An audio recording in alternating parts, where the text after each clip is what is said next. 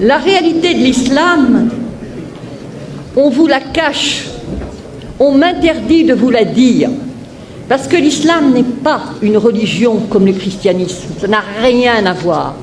L'islam est une religion de la loi, l'islam est un droit religieux. Et donc, ce droit religieux prend l'homme depuis le berceau jusqu'à la tombe et dans tous les aspects de sa vie. Que ce soit pour aller aux toilettes, comment faire pour aller aux toilettes, comment faire pour conclure un contrat, comment faire pour faire la prière. Et ça, le chrétien ne peut pas le comprendre. C'est ça la loi islamique. Le chrétien, quand il fait la prière, il est là dans son lit. « Oh Seigneur, faites que je réussisse mon examen. Au nom du Père. » Ah, peut-être il fait le signe de la croix, mais quand il fait froid, il a les mains en dessous de la couverture. Mais pas pour le musulman. Le musulman doit se lever. Le musulman doit se laver, le musulman doit prendre un tapis de prière, le musulman ne fait pas la prière n'importe comment, n'importe quand, n'importe où. Et c'est ça la différence. Il ne jeûne pas quand ça lui plaît, il ne fait pas le pèlerinage à la Mecque quand ça lui sied. Non, non, non. Tout comportement obéit à une règle et toute règle est une règle de comportement. Et donc, ce qui se passe, c'est que les musulmans sont super piégés, super coincés. Ou ils disent la vérité, à savoir que la loi islamique, ce n'est pas seulement les ibadat, c'est-à-dire l'adoration, tout ce qui tourne arkan ad-din, les piliers de la religion, mais c'est aussi les mu'amalat, comment traiter dans le public, horizontalement. Alors ils choisissent de mentir pour ne pas être en quelque sorte jetés dehors. Ils choisissent de mentir qu'il y a un droit pénal, c'est-à-dire que, en fin de compte, la femme adultère est punie de 100 coups de fouet dans le Coran et que nulle indulgence ne vous prenne en leur faveur. Je dis bien le Coran, le Coran. Et le prophète, sallallahu alayhi wa sallam, le prophète a demandé que la femme adultère soit lapidée. Une femme qui avait péché est venue voir le prophète. Elle a dit « j'ai péché ». Moi je me suis dit « oh là là, l'histoire va devenir fantastique ». Non, pas du tout. Elle attendait un enfant. Il a dit « retourne, accouche tranquillement ». Ensuite, elle est revenue et on l'a lapidée. Et pas n'importe comment.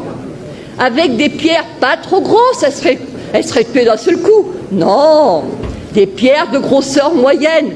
La même chose quand on va aux toilettes, pas des pierres coupantes pour se couper l'anus, bien sûr que non. C'est-à-dire que, si vous voulez, tout est réglementé. La femme adultère, fouettée, après 100 coups de fouet bien donnés, vous ressortez en capilotade. L'apostasie est punie de mort. La consommation d'alcool de 80 coups de fouet.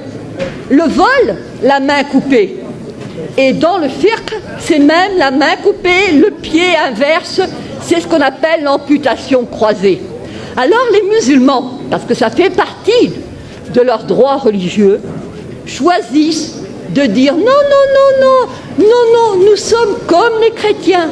C'est pareil, les fils d'Abraham, patati, patata. Alors on les accueille. Je leur dis liberté. Oui, oui, oui, oui, liberté. Je leur pose la question. Est-ce que la musulmane peut épouser un non-musulman? Est-ce que le musulman peut se convertir à une autre religion? Est-ce que le musulman peut être athée? Est-ce que le musulman peut être homosexuel? Est-ce que le musulman peut même être célibataire? Car le célibataire est de la pire espèce. Et oui. Est-ce que, pas de monachisme en islam? Alors je ne vous dis pas les curés, les moines, enfin les curés on ne sait pas, mais les moines en tout cas, ils passeraient un mauvais quart d'heure. Et la religion catholique, c'est l'horreur, l'abomination. Ils disent trois. Alors, c'est considéré comme un trithéisme. Donc, ils seraient zigouillés. Et quant à la messe, alors là, la messe, le pain est transformé en corps du Christ, mais c'est de l'anthropophagie pour eux. Et boire du vin. C'est-à-dire que tout est quelque chose, horreur, horreur, horreur. ce sont des mushrikoun, des associateurs, et c'est najas. Najas, c'est-à-dire impureté, saleté, cochonnerie. Alors, liberté, laissez-moi rire, il n'y en a pas.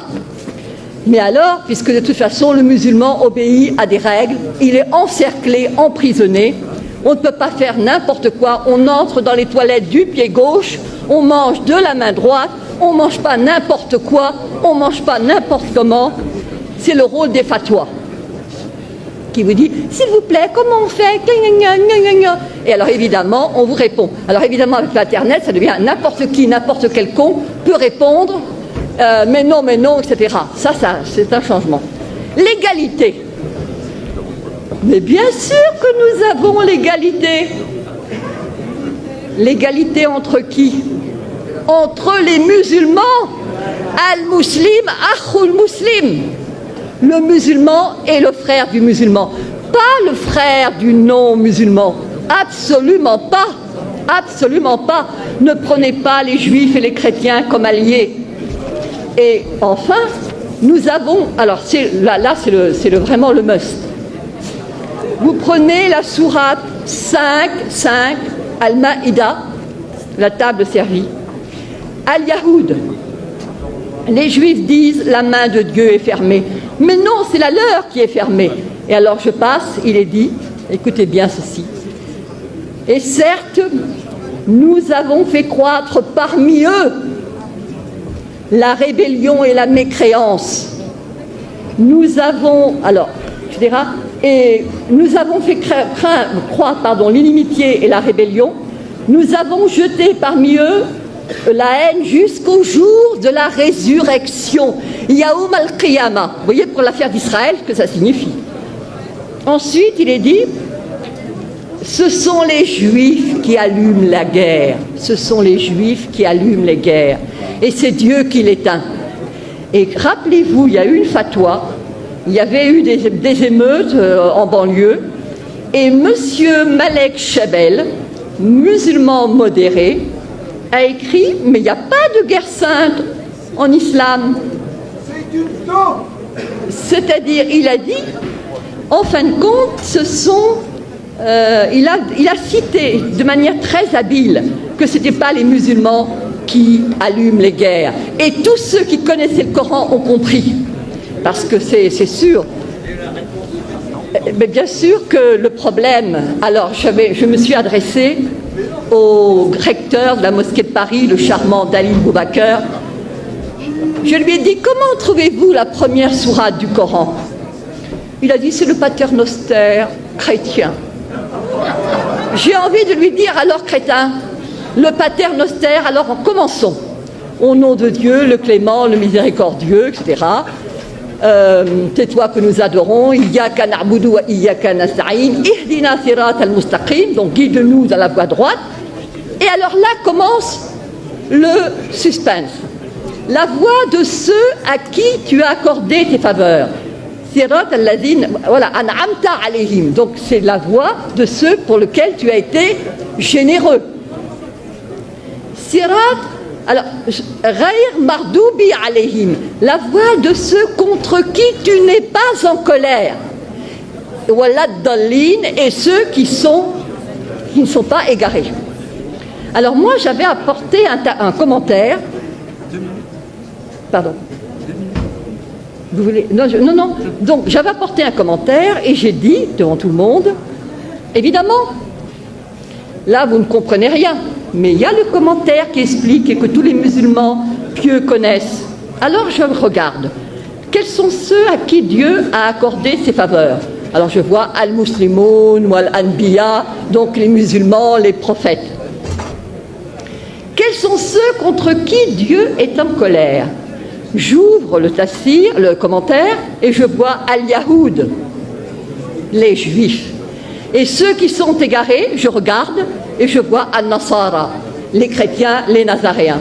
Et je dis, c'est ça, votre sourate première, le paternoster, et nos curés cons, qui font du dialogue islamo-crétin.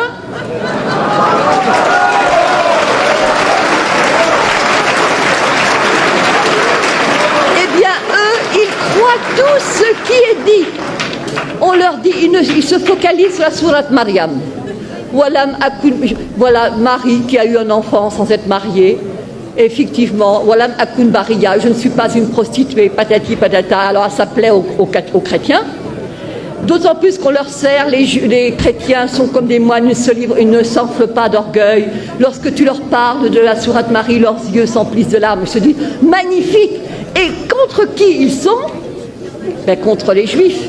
Les Juifs qui, pour eux, Marie n'est pas la mère de Dieu, pour eux, Jésus n'est pas le... Alors, il y a, par rapport à la communauté juive, un danger immense contre lequel je me bats depuis 5 ans.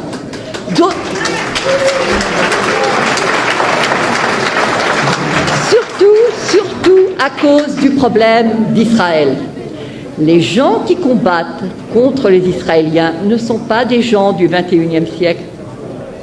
Ce sont des gens qui se rappellent qu'il a été dit qu'au jour du jugement dernier, les Juifs se cacheront derrière une pierre, derrière un arbre, que la pierre elle-même et l'arbre diront, il y a un Juif derrière, tue-le. Alors comment laisser ces non-assistance à peuple en danger? Oui, bien sûr. Donc je dirais, l'islam n'est pas ce qu'on vous enseigne, l'islam n'est pas ce qu'on vous dit. L'islam est dangereux parce qu'il n'y a pas d'égalité, pas de liberté, pas de fraternité, pas de possibilité de s'en sortir.